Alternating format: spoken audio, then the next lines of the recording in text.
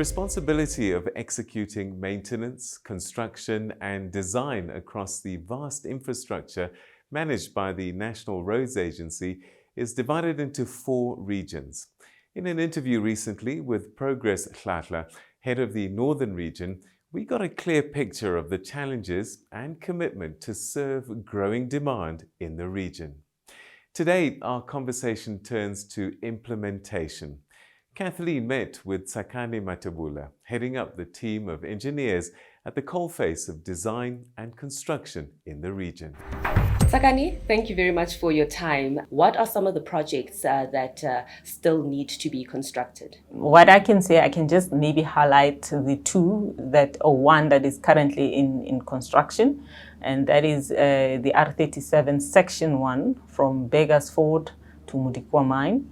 What we're doing there, we're drilling that process. That road, it used to be a one-way, one way in each direction. Now we're making it 2-lane in each direction, and then with the median barrier or raised median there with lighting.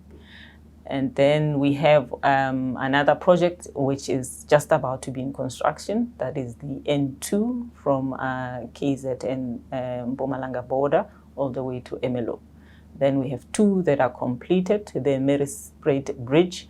And maybe I must just highlight why the Mathebula Bridge is my favorite. Yes. Because it's actually from Valvater to, it's a road, it's the R33, section 14, connecting Valvater and Lephalale. At the time when I was working for Mukolo project and the TCTA, it was around 2014 where there was heavy floods, and there's a bridge that collapsed there. And then the road was then handed from RAL. RAL is the road agency Limpopo. At the time, it was then handed over to SANRAL to manage and maintain. And then when I was busy with the Mukolo pipeline, which was supplying the water from the Mukolo Dam to Midupi Power Station, that bridge in 2014, I still remember the date in my mind vividly, so in March, it collapsed. And then I got the opportunity then to come and work for SANRAL. And then we then upgraded those bridges. It's 3 bridges. So now the road is open to public, hence I think that is close to my heart. And then there's Musina Ring Road, where then we were alleviating congestion through town.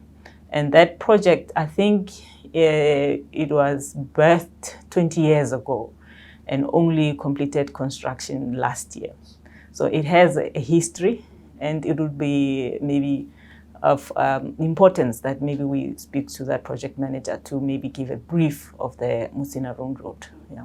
Now, one of your big construction projects that are coming up is the N2. Tell us a bit about that. So the N2 connects it connects with the Eastern region. So we take it as a Northern region. We take it from the KZN Mpumalanga border and all the way to Emelo.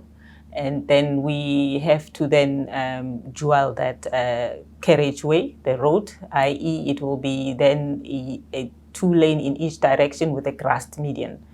So we will be starting with construction in 24 June. We are aiming to start there because we are now currently letting out the construction tenders. Can you give us an update on the R37? Yes, the R37, it's 25 kilometers long, and it's linking, it's from Beggarsford Mall all the way to at the intersection of the R37 and the R555 section 4. Then it ends at Mudikwa Mine. So we were just improving capacity there to make 2 lanes in each direction with the median and lighting. So just to alleviate congestion there. But we're about to complete. We're aiming to complete in February 2024. Now, what was the significance of the N2 design project? Can you tell us a bit about that? Yes, the N2 was actually birthed before 2015, just to strengthen the pavement. So the aim was just to make the road or the corridor 2-lane in each direction with the undivided with some form of a median barrier in between and 2 lanes in each direction. Then the design was completed. Then in 2018, there was a need to now, actually it was without the median. But if you look at the N1 from Kranskop all the way to Polokwane, it's undivided and then with candlesticks if you drive that route. But because of accidents, then there was a request from the minister that all the 2 lane in each direction routes, we must have some form of a barrier to prohibit traffic from straddling the lanes and driving on the oncoming traffic.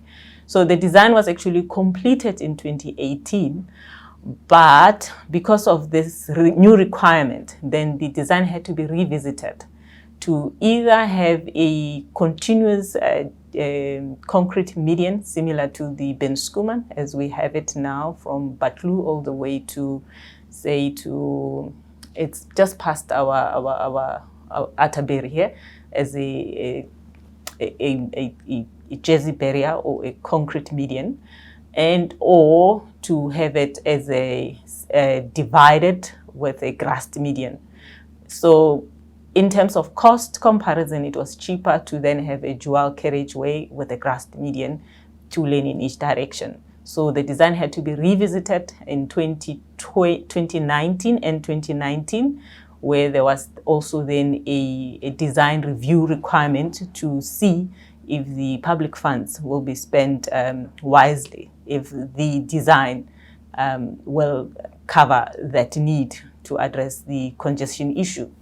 Now, with the increase in truck traffic, which moves goods from the Richards Bay harbour all the way to Zambia, Mozambique, and Botswana and Zimbabwe, then we have a high number of truck traffic there.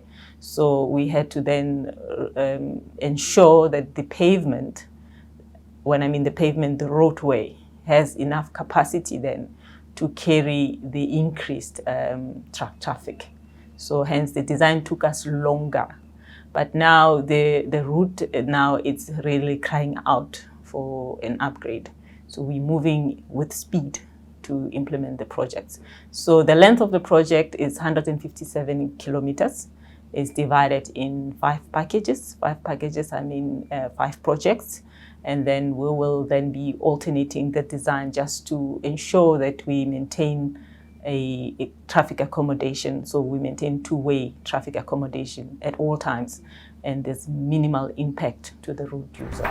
More details of the projects highlighted by Tsakane Mathebula will be coming up in our regional reports going forward.